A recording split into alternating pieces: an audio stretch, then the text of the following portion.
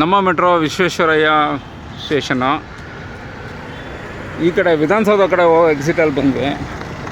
ಕಾಮಗಾರಿ ನಡೀತಾನೆ ಇರುತ್ತೆ, ಕೆಲಸಗಳು ನಡೀಲೇಬೇಕು.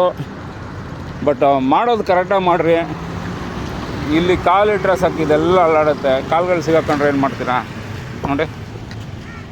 ಇದಾಯ್ತಾ, ಇಲ್ಲೇನೋ ಕಣ್ಮುಚ್ಕೊಂಬಂದರೆ ಇದ್ರೊಳಗೆ ಬೀಳೋದೇನ.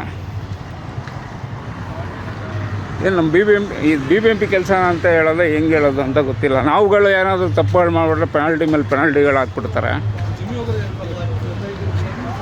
ಇಲ್ಲಿ ನೋಡಿ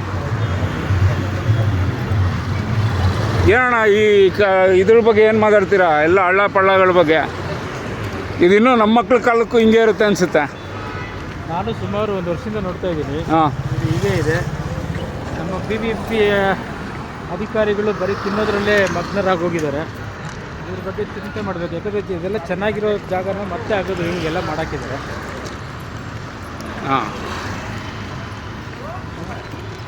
ನೋಡಿ, ಇಲ್ಲಿ ಯಾರು ನೋಡ್ಕೊಳ್ಳೋ ಸ್ನೇಹಿತರೆ ನೋಡಿ, ಟ್ಯಾಗ್ ಮಾಡಿ ಈ ಒಂದು ಕಾಮಗಾರಿ ನಡೆಸ್ತಿರೋಂಥ ಕಾಂಟ್ರಾಕ್ಟರ್ಗೆ ತಲುಪಬೇಕು. ಇದೆಲ್ಲ ನಾವು ನಮ್ಮನೆ ಮುಂದೆ ಮಾಡುವಾಗ ಎಷ್ಟು ಫಾಸ್ಟಾಗಿ ಮಾಡಿರ್ತೀವಿ. ಇವರೆಲ್ಲ ಇನ್ನೂ ಯಾವಾಗ ಕಲಿತಾರೆ ಅನ್ನೋ ಗೊತ್ತಿಲ್ಲ. ಥ್ಯಾಂಕ್ ಯು ಸ್ನೇಹಿತರೆ.